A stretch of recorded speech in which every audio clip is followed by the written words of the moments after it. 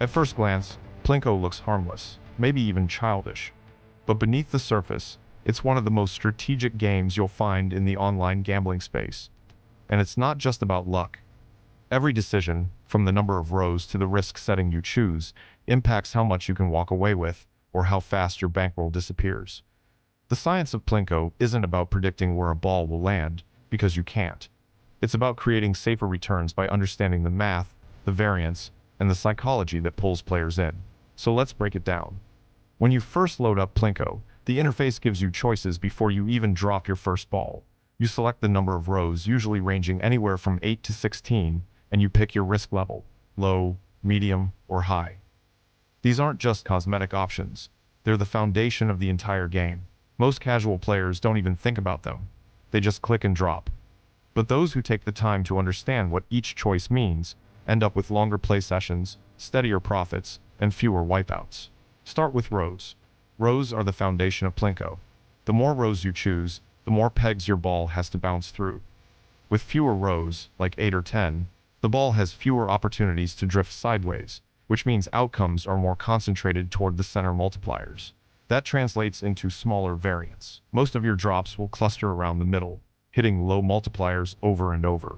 On 8 rows, for example, you'll often see results around 1.2x, 1.5x, sometimes 2x.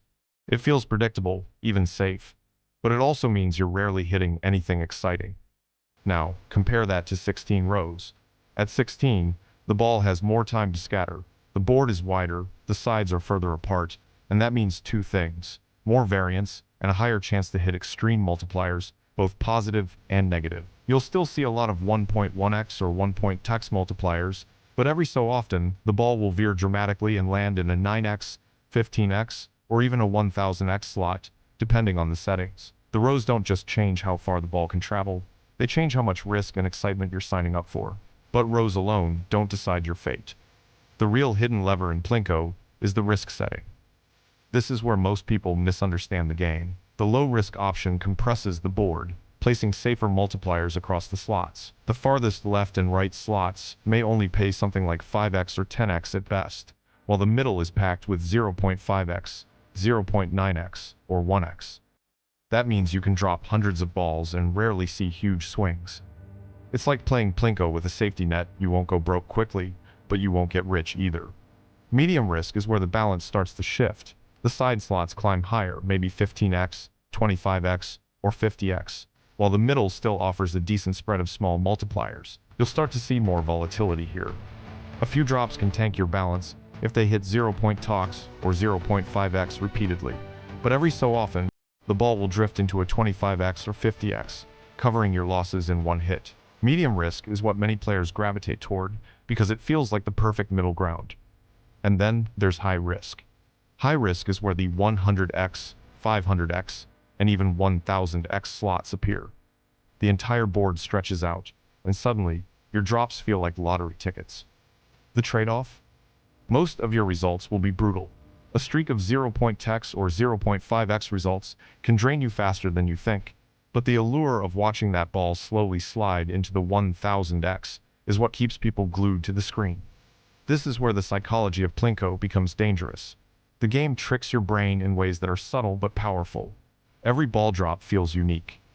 The sound of the ball bouncing off the pegs, the slight changes in direction, the anticipation of the final landing, it all convinces you that you're in control, even though you're not. This illusion of influence is what makes Plinko addictive. But here's where the science comes in. If you're looking to play Plinko for safer returns, not for quick jackpots, but for longer, steadier sessions, there are real strategies you can use. First, bankroll management. Too many players start with big bets and think they'll chase multipliers. That's a mistake. Plinko punishes impatience. Instead, smart players break their bankroll into small, consistent bets.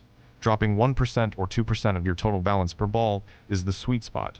That way, even if you hit a streak of bad returns, you're not knocked out of the game. Second, pair rows with risk wisely. If your goal is safety, don't combine 16 rows with high risk. That's like standing in the middle of a storm and hoping you don't get struck. Instead, match low rows with low risk.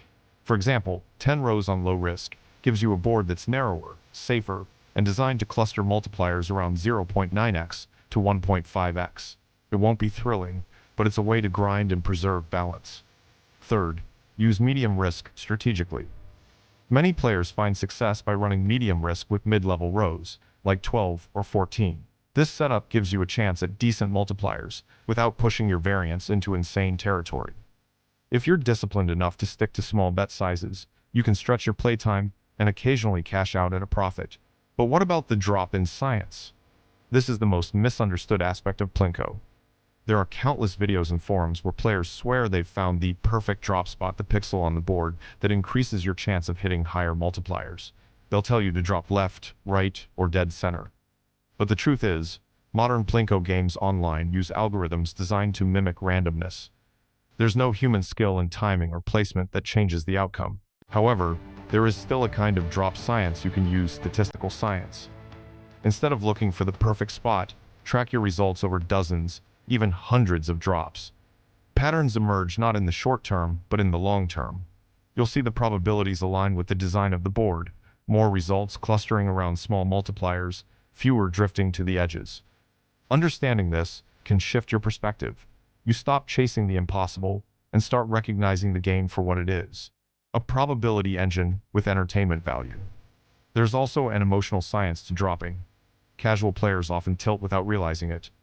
They lose 3 or 4 drops in a row and immediately double their bet, thinking the next one has to hit big. This is the gambler's fallacy in action. In Plinko, every drop is independent. There's no memory, no correction, no balancing act that guarantees you a big hit after losses. Safer players ignore the tilt and stay disciplined. And that brings us to one of the smartest strategies you can use in Plinko: setting cash-out goals. Too many people play until their balance hits 0. Safer players set a win limit. Maybe it's doubling their money, maybe it's a smaller percentage like 20%. Once they hit that point, they cash out. Because the truth is, in a game like Plinko, the house edge always wins eventually. The only way to beat it is to take your profits before variance swings the other way. Think of Plinko less like a slot machine and more like controlled volatility. If you respect it, you can walk away with steady returns. If you chase it, it will eat your bankroll. The rows, the risk levels, the drop patterns, they all matter. But discipline matters more. The bottom line is simple. Plinko is designed to look like chaos, but it follows rules. If you want safer returns, learn the rules, play within them, and resist the urge to gamble recklessly. Use low risk and low rows for grinding. Experiment with medium setups for balance. Avoid high risk, unless you're willing to lose.